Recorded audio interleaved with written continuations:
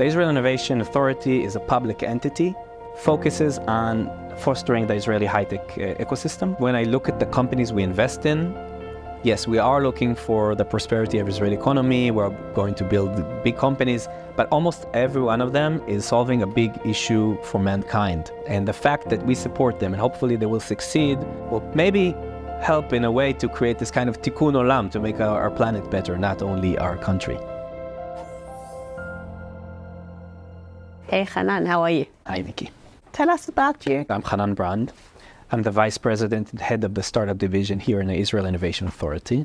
I was born here in Jerusalem. I studied in the Hebrew University. I'm really connected to this city. I was the co-founder of Made in Jerusalem, the tech community of the city. I was actually the chairman until I joined the Israel Innovation Authority. I'm married. I have 3 kids, and I'm trying to juggle between work and work-life balance. I joined the Israel Innovation Authority a bit more than a year and a half ago, after 15 years in the venture capital industry. I invested in companies all the way from pre-seed all the way to Series A in 3 different funds. I worked in 3 incubators that were funded by the chief scientist, which is today the Innovation Authority. A year and a half ago, I did this big change from the private sector to the public sector. Why did you do that? I really love the venture capital industry. I love entrepreneurship. I love meeting startups, and that's what I was doing all of my life. And I saw how important the job of the Israel Innovation Authority from the other side and how much impact it has on the ecosystem. And when there was this kind of opportunity where a job opened here, I said, you know what? Maybe it's time to take a risk and do something that isn't in my career script, and I applied. The biggest difference is as a VC, you meet 600, 700 companies a year, but in the end, you do 4 or 5 investments a year, right? That's the math. Here in the Israel Innovation Authority, we invest in more than 1,000 companies a year. I feel that it creates a lot of impact on a national level.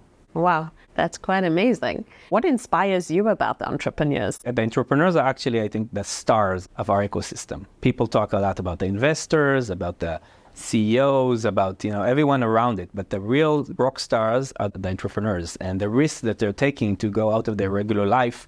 Most of them can get a great job, steady job, good salary, and instead they come and take their ideas and try to make them into reality. I'm really excited to support entrepreneurs, and that's my goal.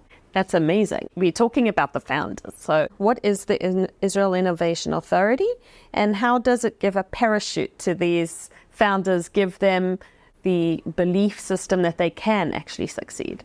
In very early stages, it's much, much harder to raise. And most of the companies that we support are deep technology companies, where it's not that next year you see revenues and you can show a product working. It takes many, many years. And most investors prefer to invest later, when there's already a proof and there's already ARR, etc. Our money in this stage is a catalyst for their success. Without the support of the Israeli Innovation Authority in the first stages, most of these companies would probably not even start. And we're really proud to see companies that started with a small grant of $50,000, $70,000. You see them after 5-6 years, and they employ hundreds of employees, and they have clients all around the world, but they need the support in the beginning. The first thing we do in the main activity is funding high-risk, deep tech companies all the way from idea stage to growth. We do that through 3 main pillars. The first one is investing in high-risk technology companies. Our money is actually a grant. If you succeed, then you return us what you got from us, and if you don't, we took the risk. So that's the first thing. The second thing is we're looking for the future of technologies, disruptive technologies that are going to change our world, and we're building the infrastructure both from the academia and actually physical infrastructure in order to build Israel as a leader in the future waves of technology. That's the second thing. The third is we are a connector between the public sector and the private sector, and we're able to remove barriers and find issues that companies need to tackle in order to succeed. So these could be like taxation, regulation, human capital needed, and we see ourselves somewhere in the middle between the public and the private sector. How does the Innovation Authority actually support the entrepreneurs? The Israel Innovation Authority started in 2017. Since 2017, more than 11 billion shekels were invested in companies. That's somewhere above $3 billion invested in companies. Thousands of companies got our grants. The first thing we do is direct investment. Companies applied to us. We get somewhere around 3,000 applications actually last year. Wow. We approve somewhere around 1/3 of them, 1,000 companies a year. One of our principles is there's always matching on our investments. For the private investors to support high-risk technology is very risky for them. And our job is to reduce the risk for the private sector.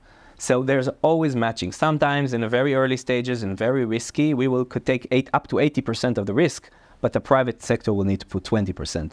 In areas that are less risky, sometimes we will put 30% of the money and we will request 70% from the private side. But there's always this kind of matching. And we see that as the right way to build a company for the longer run. Not only being based on grants, not only be based on private sector, but the combination of the two. In the companies we support, in most chances, actually the market is very clear. It's very clear that if you solve cancer, okay, if you solve climate, if you're able to find a different energy source, there is a market, right? The question, will the technology work? And most investors prefer to be on the other side, to say, you know what, there's maybe no market, but we know that there is a product in the market next year. So we are trying to bridge this gap of a couple of years and do this partnership, saying, you know, if you're an investor, you believe this technology can work, we will check it with you together. And if we believe there is a chance, even if the chances are low, we will give you the money needed in order to do it. Now, we understand it's high risk. I know it's weird to say a government is actually taking more risk than the private sector, but we understand that that's our job, to take the higher risk.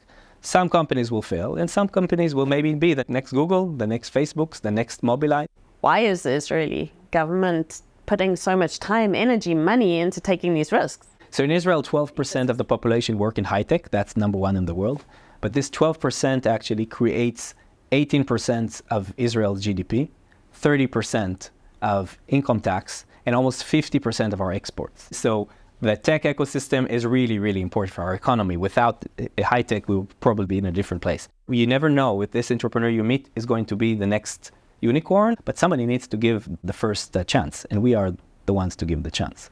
How the Innovation Authority really uses the global challenges to set a pathway for your programs. There are areas where we see growing demand, and we see that there is a lot of interest in the world, but there's not enough, let's say, companies in Israel. And that happens a lot in areas of challenges, you know, the climate, the healthcare, the aging population, the food security. All of these markets are huge markets, and they're looking for solutions that are based on technology. And we would like to promote them. So we have 20 venture incubators all across Israel. Some of them are focused on climate, some on healthcare, some on hard technologies. And we are able to build the infrastructure around that.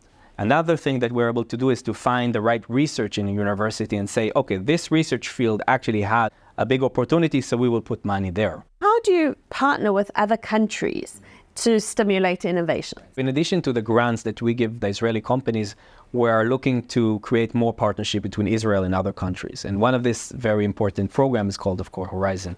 In Horizon, we are the Israeli representative.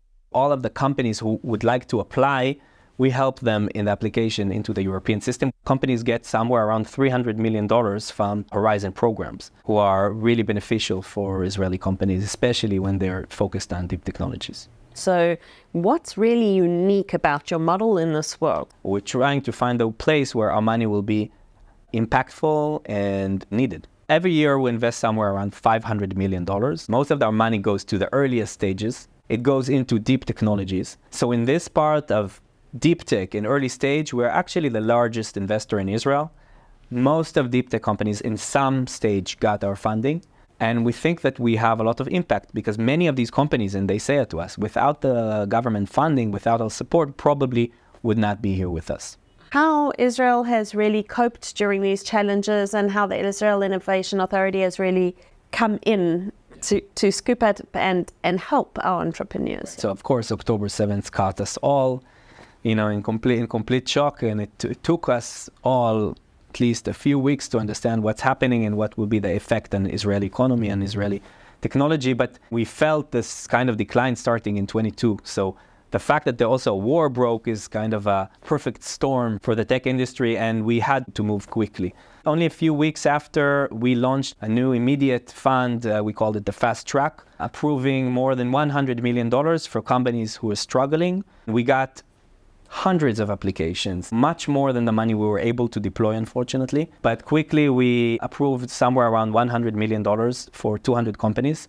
And with matching from the private sector, it's actually $250 million that was deployed to companies in need in order to increase their runway. One of the success stories of Israel is probably our ability to work together. The fact that people can be happy for the success of others, which is, everyone is talking about chutzpah as the main word here in Israel, but firgun is also a unique word. Our ability to support each other, even if it's not in our benefit. During the war, we saw the support of Israeli entrepreneurs and the technologists with others, a feeling of we can do it together. That's part of the Israeli personality and DNA. What are the tech trends that you are seeing coming up? We believe there's a few sectors that are the future of humanity. Companies that have this combination between the biology side and the engineering side, and that's one of our focus areas. The second one is quantum computing. The countries that will be able to win the quantum race will win globally, and that's why we're putting a lot of efforts on quantum. We built a national quantum center infrastructure. The third one is AI. And the fourth is one that I know you like personally, is climate tech. Okay. For sure. Israel was always great in agriculture and water and energy. We always had great companies, but not many of them became, let's say, the unicorns. But I believe what's happening now with climate is the need is higher, and there's more and more companies who are looking for solutions. Our ability here is really to become a global leader in these sectors. I'm really excited at what happened in cultured meat. We had no food tech industry here in 2016. Then we created an incubator, and now we're number 2 in the world in cultured meat investments. Israel was recently the first country in the world to approve cultured beef for consumption. So to see some of these sectors, the future sectors, that Israel has around 25-30% of the companies in the world, that excites me. If you're a VC, how can someone internationally work with you as the Innovation Authority? First of all, we today publish all of the companies that we approve. So you can go into our website and find all of the companies that are approved and are looking for matching funds. And that's the biggest help that you can do. The second of, we have many tenders, international tenders. For example, we're going to have a new venture incubator tender for large groups. We're going to open entities in Israel in order to invest in deep tech companies, all the way from venture creation. We would love to see more groups come here and participate in this potential tender and join us. We're seeing more and more people who want to create companies, who are trying to solve big problems. And we believe that we can continue and build our future here as a startup nation. Thank you. And we're proud that Israel is putting such huge amount of funding into investing in deep tech that can help solve global challenges.